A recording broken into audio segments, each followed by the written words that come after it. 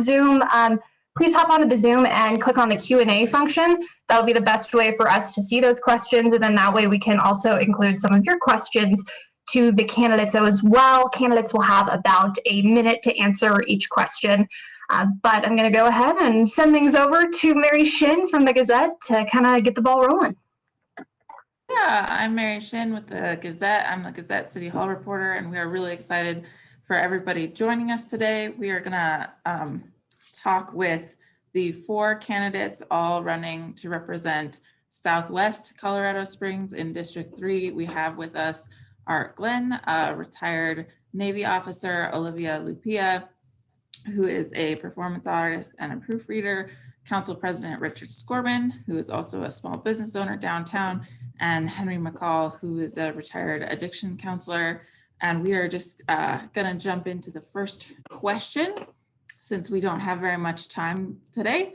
Can you tell us what you think the #1 challenge facing the city is and how you would tackle it? And we're gonna go ahead and start with Henry. Thank you. I think the biggest problem facing the existing city council is the failure to communicate, the lack of communication from the council to the community, and then probably urban sprawl. And I think the impact that and the rapid growth that Colorado Springs has or is experiencing has paralyzed the existing city council.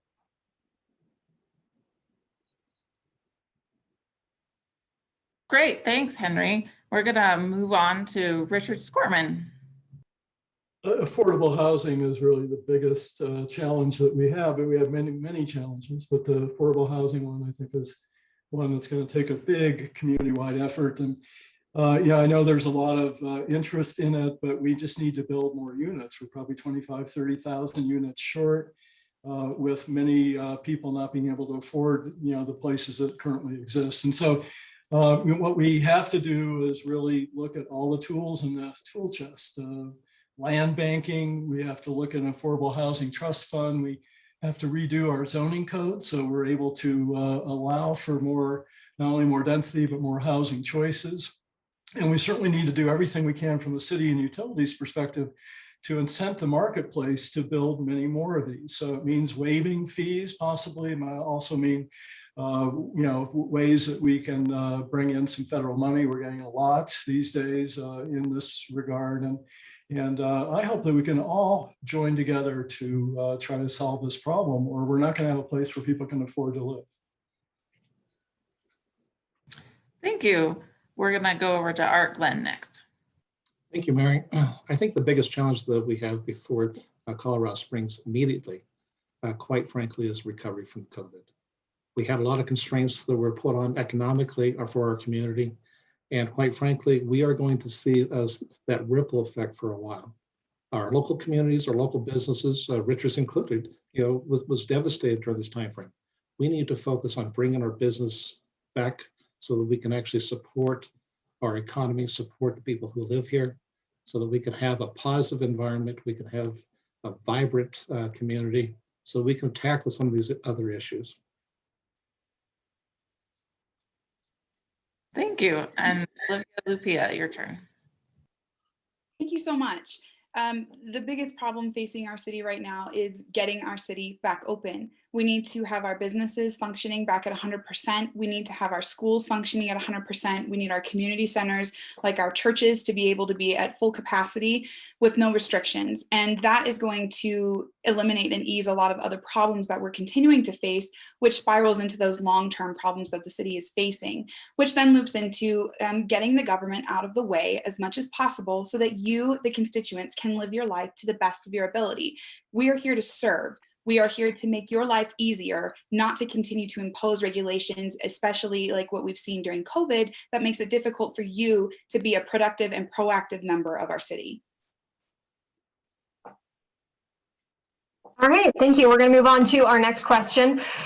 We'd like to know from the candidates, do you agree with the utilities' pursuit of renewable energy? And we will start with Mr. Scorman.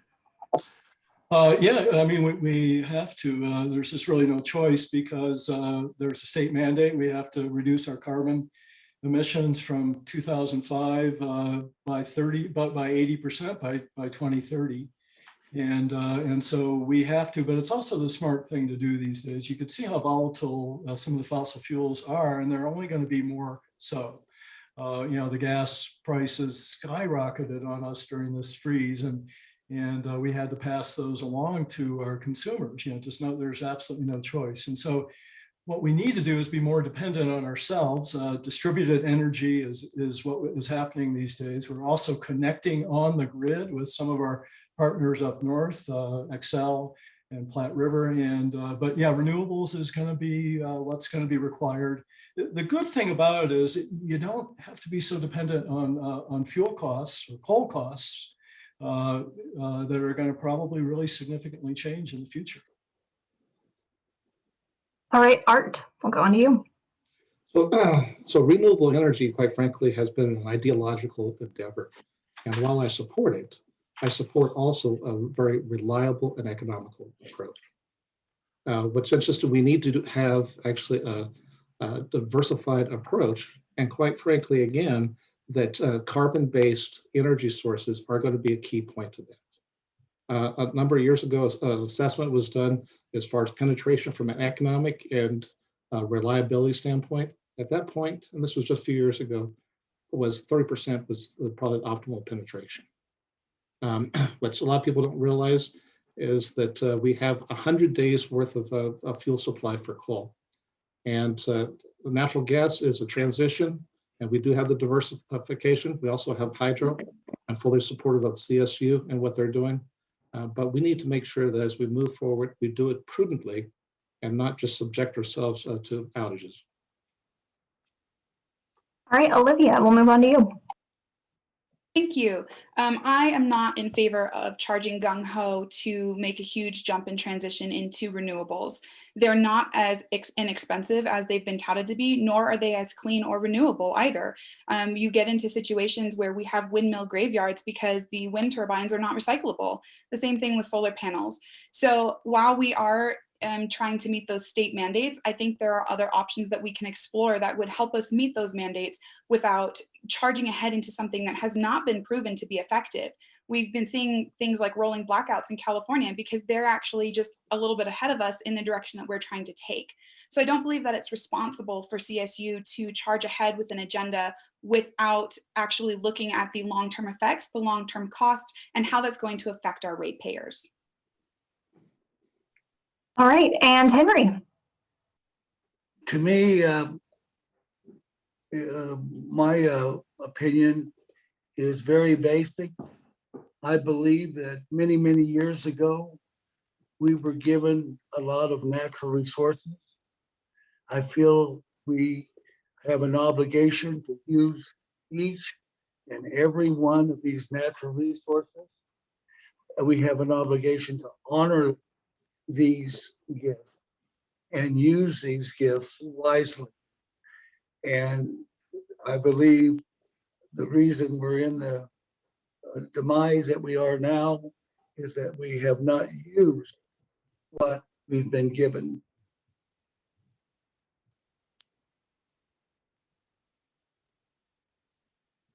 Thank you, Henry. We will take a constituent question now.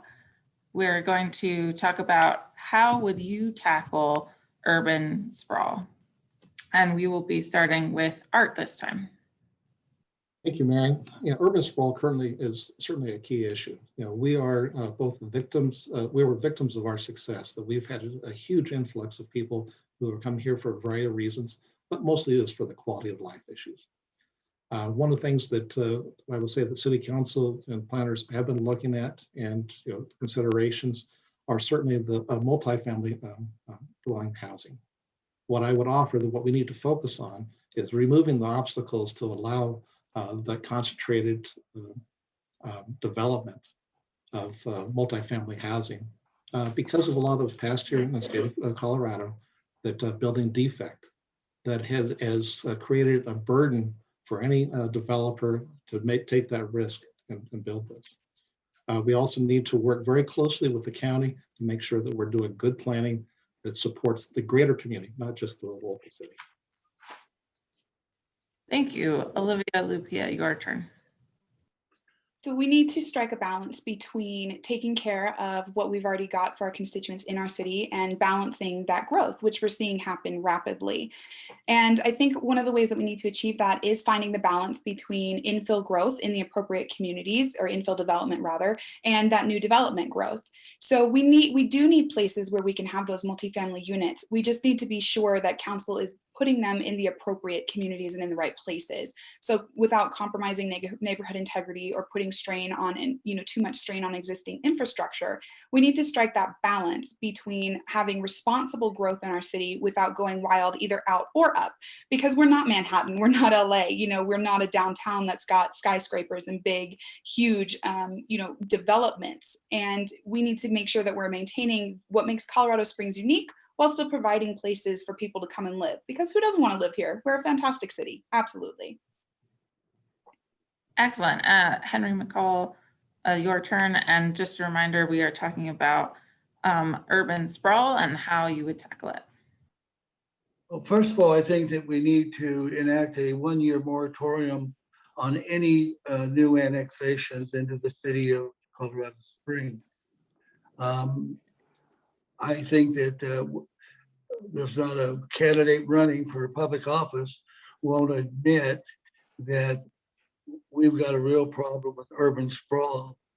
I've always felt that the best government is the less government, and we just corporate greed has controlled the growth in Colorado Springs, and that's a big problem.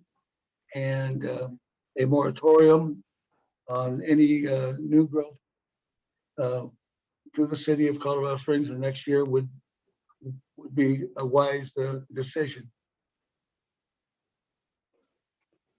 Thanks, Henry. Richard Scorman, why don't you finish out that question? Yeah, so I actually agree with Art, Glenn, and Olivia. I think that all the points that they made are really good ones. I wish we could have a moratorium, Henry, but we can't. If we do, then we're just going to be really creating a lot of legal issues that we can't really deal with, because so much of the ways that we annex are really about what we surround, and so there's a legal nexus. If people want to annex, we almost always have to say yes if we can provide that level of service. But I worry about the whole region. We have all this urban level development in the county. People are predicting that Falcon's going to be 50,000 people. We provide a lot more services through the city, and so and we have the water for the future. The county doesn't. They're sucking the aquifers dry. They don't have the requirements for stormwater, for parks, for all the other roads, for all the other extractions that we have. And so we need to get our arms around that as a region, and we are doing that. We finally just signed an IGA, or we're going to be signing one with the county. We're doing a regional transportation master plan. We're redoing our building and zoning codes so we can allow for more density, like Olivia and Art mentioned. And you're right, Olivia, we have to balance it. We want to keep the integrity of some of the old single family neighborhoods, but it's a complicated one.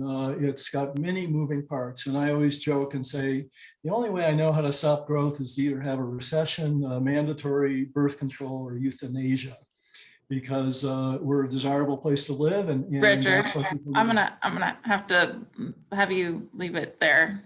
Sorry, yeah, thank you. Yeah.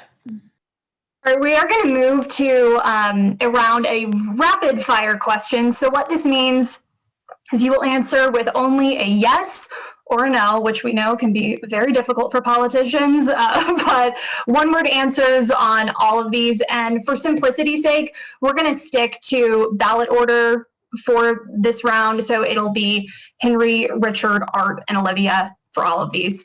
So let's go ahead and get started with our rapid fire round. Does the city need to invest more in public transportation? Yes or no? Henry? No.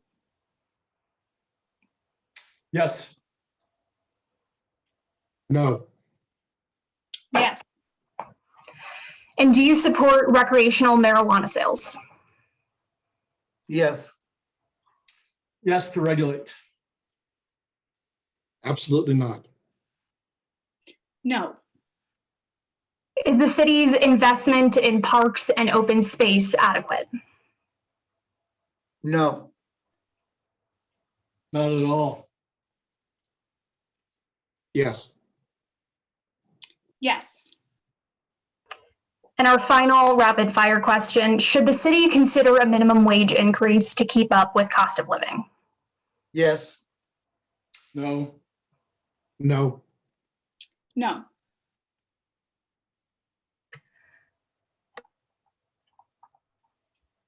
Thanks, everybody. We're going to take another constituent question now. This viewer asks, issues facing Colorado Springs are affordable housing and homelessness. How would you address those? And we're going to start with Olivia this time. Great, thank you. I think one of the biggest steps we can take in looking at both of those issues is to look at them as two separate issues.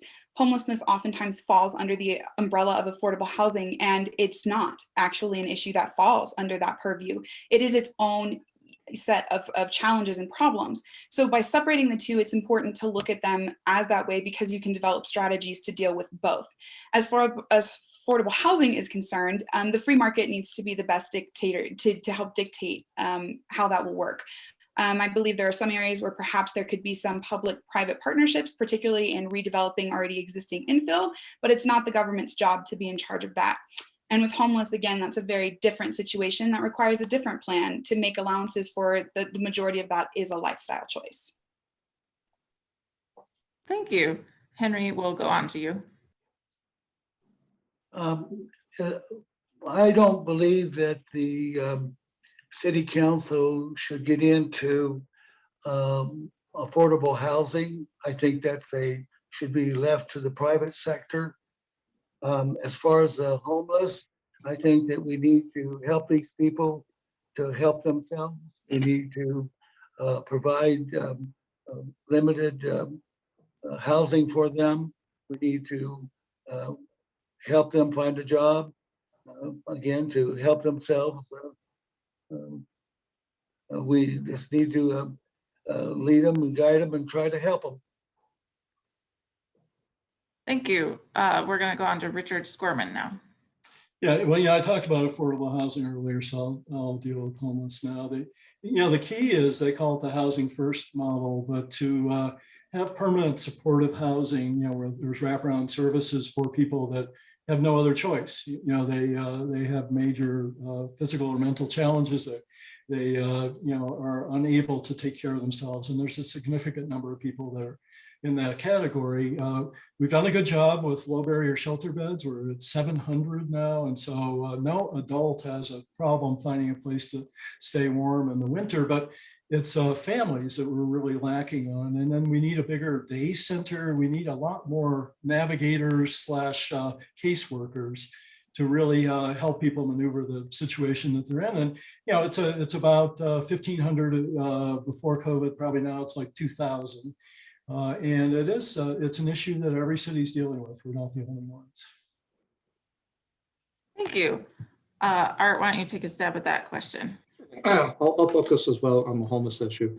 I will say that Colorado Springs Rescue Mission has done a great job, but they have challenges. And historically, the approach is you just throw more resources, make sure you have beds. The way I dissect the homelessness issue is really 4 sectors. First, you have people who are homeless due to circumstances beyond their control. These are the folks that we need to help. And these are also the folks that when we have the release of the moratorium on evictions and foreclosures, they're going to be out in our public, and that's going to be a challenge. The second one, this is a military town. I grew up where we believe in taking care of our own. And we do owe it to our military veterans who are coming back after serving 4, 5, and 6 tours, and they don't have the opportunity to re-enlist, and unfortunately they don't have a support network, and so we find some of those in our community. The third component is what I identify as true freedom seekers. These are folks that don't want to be encumbered by the laws and rules that we have. And so, thank you.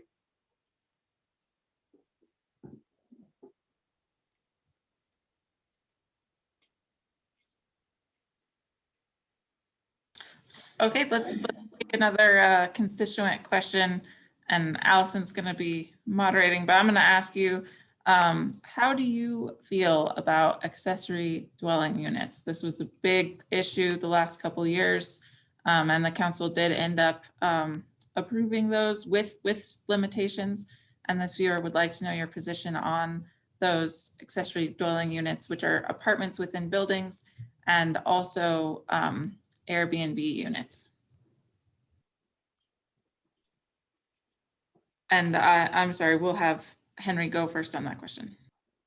Well, again, I think that the city council needs to get out of the building industry and let the professional people, the professional builders build in the community and accommodate the market. I do not believe that in the city of Colorado, there are any, the concept of affordable housing is gone. It's been gone for quite some time. Thanks, Henry. Let's just be clear here that the city does not actually do any building, but we'll go on to Richard Scorman. Yeah, and I was just going to say the same thing. And we, we are the land use final decision maker, city council, and so we make these decisions. And in the accessory dwelling unit issue, we spent a lot of time on many town halls, probably dozens and dozens of hours of meetings, and we came to a compromise, and I think it's a pretty good one. We are now making it a little bit easier for people to have an accessory dwelling in their house, but we were more restrictive when it came to increasing the footprint or having an accessory dwelling unit that's separate. And the reason why is that many of these single family neighborhoods don't want that kind of density. But it's a challenge, and it's something that we are probably going to keep discussing, because unless we don't allow for that more, we're going to have less housing choices for people and less affordable housing. Thanks, Art. Let's go on to you. This is actually a critical issue. It's a great challenge between individual property rights and for what is the community. And I would agree with Richard that I think the compromise that was generated thus far is actually a good step. What I'm concerned about is maintain the integrity of communities that are redeveloping themselves and their individual character, particularly when it comes to Airbnbs. When you have people move into a residential area, I know I've got some property, and I had somebody said, hey, I'll give you a better than the market rates. I said, wait a minute, this doesn't make any sense at all. There are certain areas where maybe Airbnb may be warranted, but I believe that needs to be addressed on individual issue and must have community support. Thanks, Olivia. Why don't you finish out that question? So again, it's all about finding balance, and it's about personal responsibility and neighborhood integrity. So I believe that if you are in accordance, if you live in a covenant neighborhood, as long as you are in accordance with your neighborhood covenants or HOA guidelines, then it is your property, and you should be able to do with it as you see fit. And that includes, having in-house ADUs and or, utilizing your property for Airbnb. So there is constituent concern about the amount of traffic and increase that it brings. But I believe that it's also up to the neighborhood then to have those discussions amongst themselves without trying to go above and beyond and just legislate for the sake of legislating because certain people feel a different way. There needs to be community communication within themselves. And then city council can help to be there to facilitate that on specific case-by-case basis. All right, thank you. We are now going to move on to the closing statement portion. So candidates will have about a minute to say their final words for this forum, and then we'll say our goodbye for today. And for this round, we are going to begin with Richard. Okay, well, thank you for doing this. It's a tough time to be campaigning because we're not getting many opportunities to get out in the world like we used to. This is my 5th run for office, and so I am an expert. I call I say I have a PhD in city council and running for office, but it's an important time, and several people on this panel really mentioned it, that, you know, this is a time when I think that we need experience. You know, we could lose all 6 council seats to new people. We may lose the other 3. The 2 are definitely going to be term limited. We'll lose the mayor in 2 years. And we need to have that experience and continuity. That's why I think people should vote for me one more time. I'm not going to run again. And to make sure that we have some institutional history there. I really applaud my opponents for running. I really appreciate your willingness to get involved in the community, and I hope that you continue to do that. Don't get discouraged if you may not win, because we need your voices out there. And local government's really where it all works. It's not partisan, it's about practical, pragmatic, daily things that help people's lives. All right, Art, on to you. Certainly. So I chose to run for city council because 15 years ago, when my family and I moved here, we were completely taken with the fact that families were engaged with their kids to make sure they achieved the same level of success that they themselves had achieved, where neighbors actually looked after neighbors. But most importantly, people were genuinely happy. I am focused on reclaiming those virtues that we achieved. And, you know, Richard, you've done a great job. But I would argue that if you haven't been able to achieve all your objectives within 20 years of local government, maybe it's time to pass the baton. I appreciate a lot of stuff that you've done, but we have to have some fresh faces to move forward for the best of the community and the best of the district. So I'm running for city council. I encourage everybody to take a look at my website, artglenn.com. But most importantly, all elections, all politics are local. We need everybody to vote April 6th. Thank you. Olivia. Well, let me just say thank you guys so much for having us and for giving the constituents the opportunity to have that Q&A, because that's what this is all about. You know, it's about engaging with the community. It's about service. This is public service, certainly not the other way around. So I just wanted to say thank you. You know, I've had the privilege of living in Colorado Springs for 21 years. I've lived in my district for 19 of those years, and it has been phenomenal to just kind of grow up as the city has grown up. And now I'd like to give back and take the opportunity to serve this city that I love so dearly. I represent a brand new generation of leadership. I represent an opportunity to break the mold, and I represent the ability to steward the next generation of the city, as I am the next generation of this city. So I would just encourage everyone to take a good look at all of your candidates in your district. You can check out my website at voteolivialupia.com. And I encourage everyone to reach out with any questions they might have at any time, because we're here for you. So thank you again very much. All right, and Henry, closing statements. There's an old song that goes like this. It says, "Where were you when we needed you?" And I am addressing that to Mr. Scorman. The residential monthly rate increases that we are seeing here, the utility rate increases, the eviction notices, the automobile foreclosures, home foreclosures, the unemployment issue, few, if any, job postings. And now we're experiencing lead pipe issues like Flint, Michigan. It's been a total failure to communicate. The lack of communication has paralyzed this community. I'd appreciate your vote. Thank you. All right, and a big thank you to all 4 of our candidates for joining us here today. Of course, this has been a big help of learning more about all of you, and I'm sure all of our voters and viewers tuning in have appreciated this as well. A reminder that this entire forum will be available both on the Gazette and KOAA.com, so you'll be able to go back, watch any of this, or if you have someone that wanted to tune in and couldn't make it based on the time, they can watch this on the streaming platforms and on our websites.